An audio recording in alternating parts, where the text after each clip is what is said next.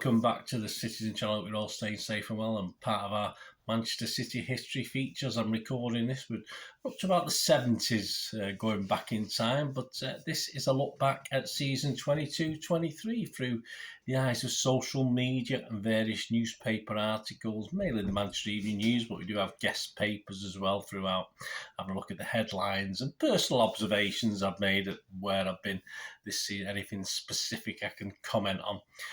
We're going to have a look at July. We're going to have a look at July 2022. So please join me part one of this City 22-23 feature. Please, if you are new to the channel, push that subscribe button, push the bell notifications. Great to have you on board. All things City, of course, past, present and forever. And if you are pushing buttons, if you can give us a like, I'm trying to get to at least 20 likes. These history vlogs obviously will be around and watched over time as well, but if you can push that little like button, thumbs up button now, it'd be much appreciated. Right, let's start. Let's go back as I'm recording this. Almost June 23. So we're going to go back almost a year. We're going to go back to July 22. We, of course, completed the signing of goalkeeper Stefan Ortega Merino on a 3-year deal, or we just call him Ortega to save messing about.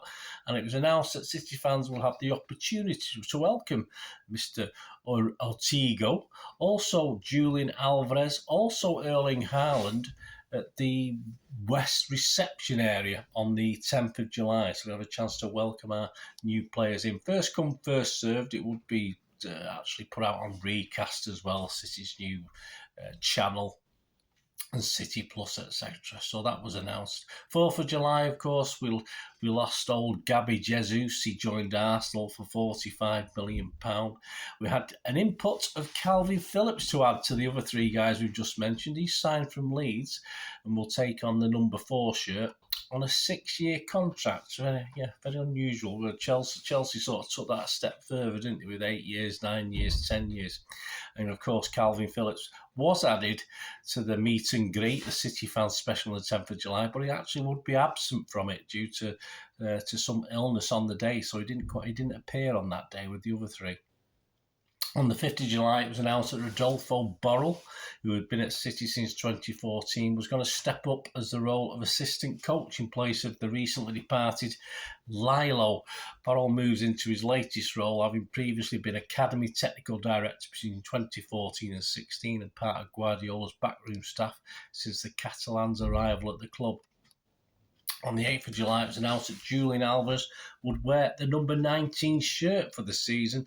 On the 9th of July, it was also announced Erling Haaland was elected to wear the number 9 shirt. Yeah, a lot of people thought he might take the number 15. Of course, for his dad's old number, but it seemed the logical step for him to wear the number 9.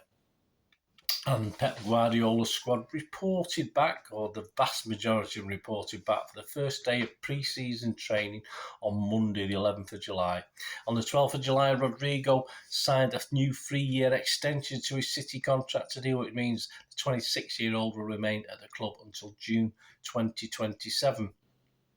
And the news that Raheem Sterling had joined Chelsea for a fee, approximately, about £47 million. 15th of July, Riyad Mahrez signed a new 2-year contract extension to his contract with City, penning a deal which will see the 31-year-old remain at the club until June 2025.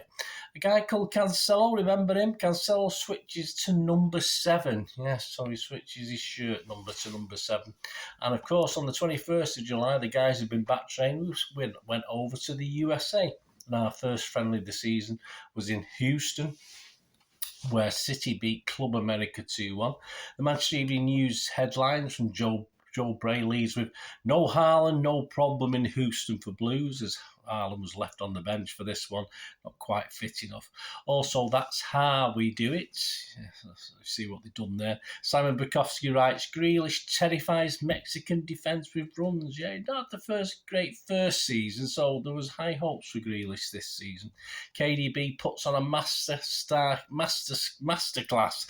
He's our star man with an 8 out of 10 rating from Manchester Evening News, Joe Bray. He scored both City's goals in this 2-1 victory. Alex Alex Brotherton pens at Bernardo assures City fans he will always give 100% despite rumours linking him to PSG. He's still here as I'm recording this. On the 22nd of July, tickets for City's first domestic game of the season. Yes, not at Wembley, the Community Shield. It was at the old Walker Stadium. The old King Power. Little did we know what was in store for Leicester this year, but the old King Power Stadium. We received an allocation of 14,024 tickets. I managed to get hold of one myself and went on the day. We will be located in the south end of the King Power Stadium in Leicester. So we sold out of them. So that was all good news, and we did out-sing them on the day as well. That's for sure. Until near the end, where they sort of got a bit louder because they got one over on us. 23rd of July, still over in America. Erling Haaland took just 12 minutes of his City debut to score his first goal for the club, which proved to be enough to beat Bayern Munich 1-0 on the day. That was at the Green Bay Packers Lambeau Field ground or stadium. The Manchester Evening News back page, 30 dozen 12 minutes is all it took to open his City's goal account. Joe Bray rated Blues KDB and Grealish both 8 out of 10 on the night.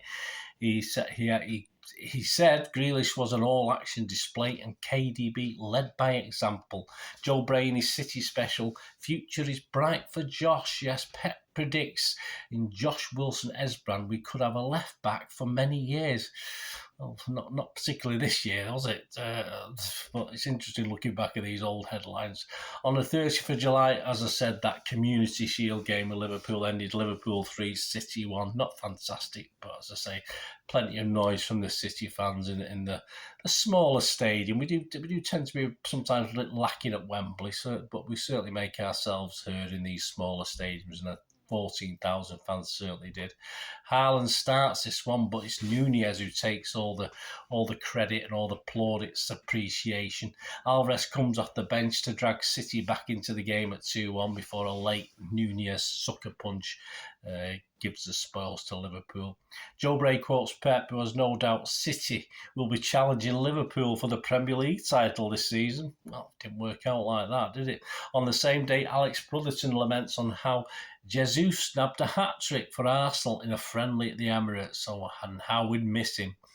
And Simon Bukowski did an article on how City looked to walk away from the Cucurella deal. Yes, we were still going for that. We were balking. We were not happy at a £50 million fee that was being asked by Brighton.